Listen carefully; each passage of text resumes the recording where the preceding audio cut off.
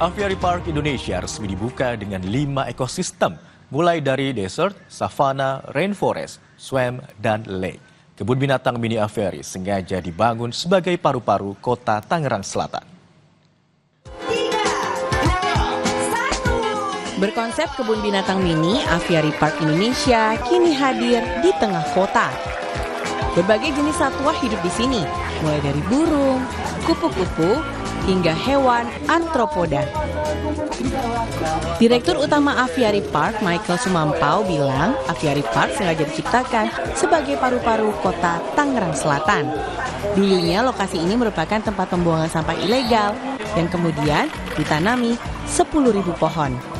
Lokasi ini juga disulap menjadi 5 ekosistem agar 500 spesies satwa yang ada bisa hidup dengan nyaman menyerupai habitat aslinya. Kenapa kita bisa berfungsi sebagai paru-paru kota? Karena waktu kita menciptakan Aviary Park Indonesia ini, kita merubah lahan ini yang sebelumnya dari tempat sampah gitu ya, ada beberapa lahan yang unused. Tetapi sekarang kita tanam 10.000 pohon di tempat ini, sehingga kita lihat juga tempat ini sangat berubah gitu ya. Dan kalau kita lihat juga seperti danau yang kita sekarang lihat di samping kita ini adalah danau buatan. Jadi semua di tempat ini adalah buatan. Jadi memang diciptakan, ekosistemnya diciptakan untuk bisa menjadi ekosistem yang cocok dengan satwa-satwa yang kita tempatkan di tempat ini.